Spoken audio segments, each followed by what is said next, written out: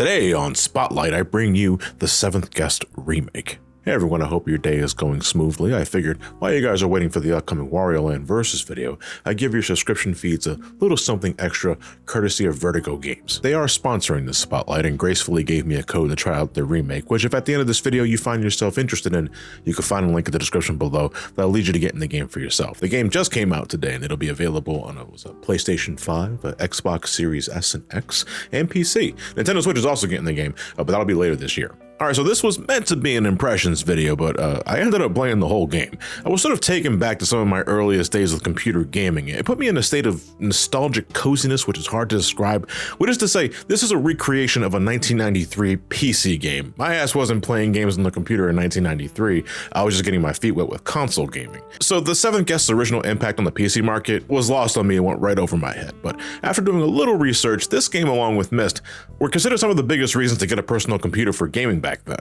The game utilized full motion video to tell its story, which was still a new thing around the time. Granted, full motion video in 1993 is about as crunchy as it sounds, the resolution is tiny by today's comparisons, and the visual effects aren't the best. But they still went the whole 9 yards with it. There were a lot of cutscenes, and everyone involved in telling the story was giving it their all in the most deliciously cheesy way. You can constipate your asshole with how hammy everyone acts in this, especially the main villain Henry Stoff.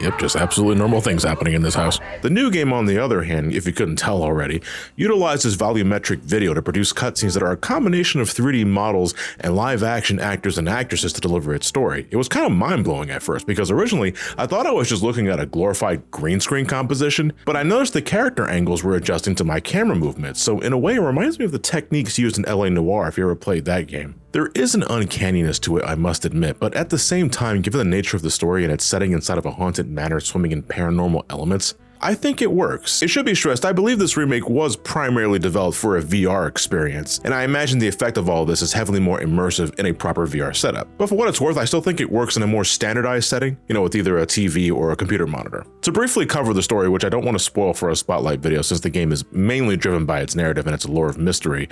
So set sometime during the Great Depression, you play this mysterious wandering spirit person thingamabob that finds themselves pulled into this mansion that once belonged to Henry Stoff, an eccentric millionaire that has a knack for making toys, creating puzzles, and as you find out pretty early on, tapping into the power of dark forces and making deals with the devil. He's invited a multitude of different personalities to his manor to participate in a contest to see who can solve his puzzles the fastest, with the promise of granting their one true desire. You got the married couple Edward and Eleanor Knox, Edward finding himself in huge financial debt and wants a clean slate, while Eleanor is pretty much along for the ride. Martine Burton, who wants to make a name for herself through any means necessary. Julia Hine, who wants to be young again, fear of death and all that, we've been there I'm sure. Brian Dutton, who wants to be just as successful as Henry Stoff but harbors a troubled past. There's Hamilton Temple, a stage musician that yearns to see if magic actually exists so that, well, I guess he could put on a show of a lifetime afterwards. You still gotta pay the bills at the end of the day. And finally there's Tad, a little boy that unfortunately found himself wandering into the mansion that Henry Stoff has a keen interest in for sinister purposes, but what that is, you gotta play the game, solve the puzzles, and find out for yourself. The performances aren't giving Naughty Dog a run for their money, but it's nevertheless very endearing. These guys know exactly what they signed up for and gives the game a very human feel to it. It captivated me to continue. I wanted to see how everyone ended up so I could see more of these guys put on a glorified stage play. I especially liked Hamilton. Everyone knows his parlor tricks aren't that impressive, but there's an earnestness in his desire to become something greater, and he's also one of the few characters that isn't a selfish asshole besides Eleanor. And she was one of my favorites too, and as the story continues, I don't know what the fuck she saw in Edward in the first place. You as the player are goaded by Henry Stoff and his deliciously cheesy performance to complete his puzzles scattered throughout the mansion, uncovering the eventual fates of all the house guests, discovering your true identity, and seeing how many things you could fuck around with your trusty lantern. The mansion and all of its rooms are swimming in a lot of detail, high and low. And while your lantern does mainly serve a gameplay function to help pick up collectibles, highlight clues, and move objects around for puzzle solving, there's also a lot of interactivity you can experience just by shining it on a bunch of background objects. Sometimes it's used for unsettling imagery. A lot of times it's used to make some paintings more hilarious. I love the dude whose head just inflates. The game doesn't slack in proper tonal aesthetic and good sound design either. On one hand, the mansion groans with creaks and whispers that fill your ears, especially if you're wearing headphones. At the same time, solving puzzles is accompanied by some triumphant yet subdued chimes that tell you good job, but you still have work to do. The game's got a great soundtrack too. It's a combination of proper horror ambience, but also sultry noir-style jazz pieces that I appreciate accompany me when I'm overthinking a puzzle solution for the 10th time. The bread and butter of the 7th Guest remake are the puzzles, and good lord, there's so many of them. And the remake even brings in some new ones that weren't in the original game. Every room has its share of around 3 or so puzzles, and they all test your mental fortitude in some form or fashion. And I gotta admit, I was a little scared because while I enjoy a good puzzle, I particularly enjoy logic puzzles, and there were a couple here that were right up my alley and managed to solve relatively quickly. But as soon as the game started throwing some mathematical shit my way, I crumbled into dust, like with the puzzle involving the comptometer. God, I hated this one. I hate math, okay? I was just never fucking good at it. But if you find yourself stumped, you have access to this Ouija board that not only acts as a map of the mansion to let you know where to go next, but you can also ask for hints. The first one is always free and gives you an idea what the puzzle is asking for,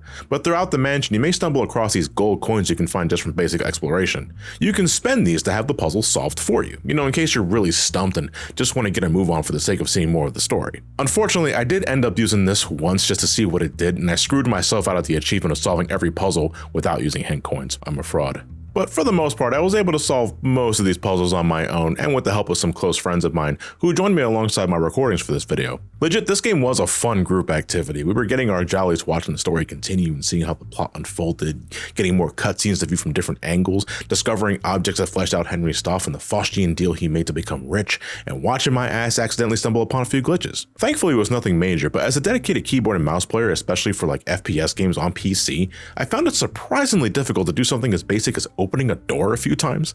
I think it's a quirk of, again, the game primarily being designed for VR, where this was probably easier to do with your hands. Playing on controller also mitigates this issue, but sometimes button symbols will just show up as white squares, and I'm not sure if that was a glitch or Henry fucking with me.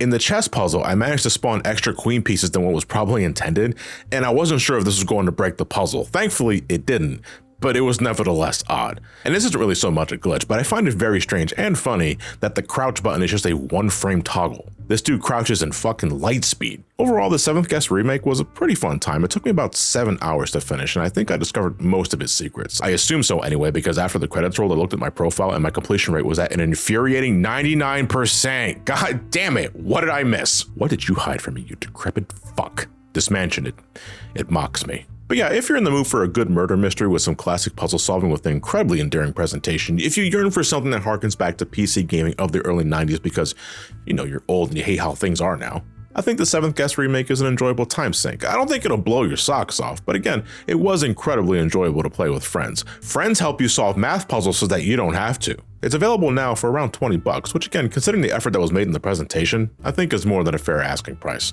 Once again, all the information you need is in the description below, and once more thanks to Vertigo Games for the game code so I can have some fun looking at this game with my spare time. I will see you guys in the Wario Land video, which is coming out pretty soon. Thank you all for watching, stay safe out there, have yourselves a fantastic night, and take care.